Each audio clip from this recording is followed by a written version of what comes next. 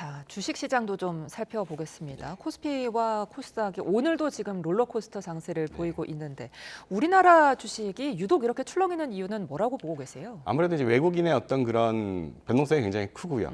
그리고 또 그동안 또 많이 올랐고요. 예. 또 어떤 그런 외국인의 어떤 그런 손익 실현도 물론 있긴 해서 뭐 여러 가지로 조금 더 우리나라 입장에서 봤을 경우에는 변동성이 훨씬 더 크다고 생각이 듭니다. 물론 뭐 예. 지금 현재 상황에서의 불확실성은 굉장히 높은 편이고요. 근데 이제 과거의 어떤 그런 중동 사태의 어떤 그런 사례를 보시게 되면 대부분의 경우에는 우리가 흔히 얘기하는 이제 V자라는 표현을 굉장히 많이 씁니다. 예. 물론 당연히 하락 요인도 있고 변동성도 크긴 하지만 솔직히 우리나라의 지금 경제 상황의 어떤 그런 펀더멘탈을 보시면 아시겠지만 중동 사태 이전과 이후에 크게 뭐 변한 것은 없습니다.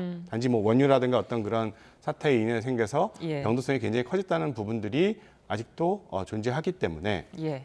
근데 대신 중요한 면은 이런 변동성이 컸을 때 어떤 그런 투자자 입장에서 봤을 경우에 얼마나 원칙을 가지고 투자를 하시냐. 그리고 또 한 가지는 뭐 잘 아시다시피 이제 투자는 이제 개인의 어떤 그런 책임이긴 하지만 예. 여러 가지로 어떤 그런 관망이라든가 어떤 조심이라든가 원칙이라든가 또 비투 이슈도 굉장히 많이 있기 때문에 예. 그런 면에서는 아무래도 조금 더 주의 깊게 좀 잘 보시고 결정을 하셔야 되는 면들이 있습니다. 예.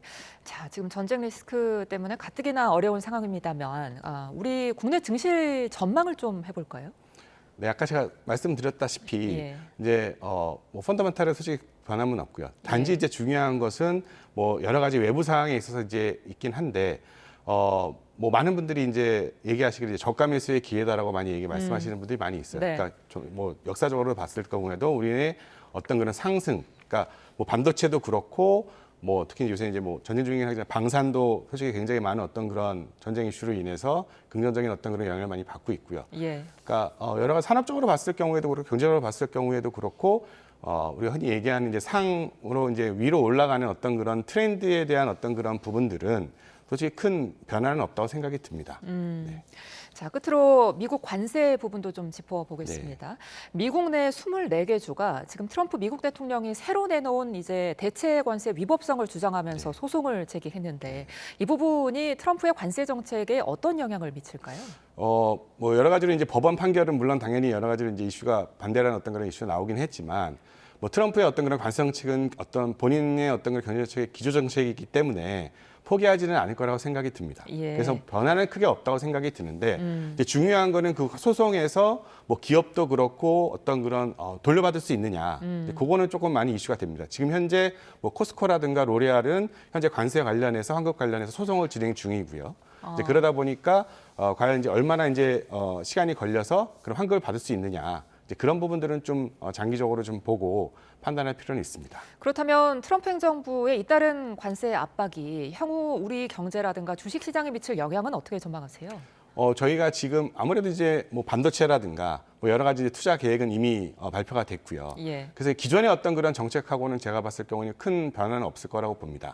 단지 이제 차이가 있다면 어떤 그런 미국 내의 어떤 그런 투자 관련해서는 최대한 기업이든 우리나라 정부든 최대한 어떤 그런 혜택을 끌어낼 수 있는 뭐 세제 혜택이라든가 여러 가지 이제 그런 보조금이라든가 이제 그런 부분들을 최대한 끌어낼 수 있어서 우리의 이익을 좀 챙겨가는 부분들이 굉장히 중요하고요. 예. 그리고 뭐 여러 가지 어떤 그런 다른 뭐 자동화라든가 아니면 뭐 반도체 어떤 그런 수출 다변화라든가 아니면 뭐 중국과의 어떤 그런 관계라든가 무역 관계라든가 그런 부분에 대해서 조금 더 심혈을 기울여서 협상력을 강화하게 되면 아무래도 이제 기존의 어떤 그런 부분을 우리가 진행하겠던 부분이기 때문에 전쟁이 끝나고 난 후에도 계속 잘 어떻게 보게 되면은 관세 정책을 잘 이겨낼 수 있을 거라고 봅니다. 알겠습니다. 오늘 말씀 여기까지 듣겠습니다. 지금까지 김민균 서강대학교 경영학부 교수와 함께했습니다. 고맙습니다. 감사합니다.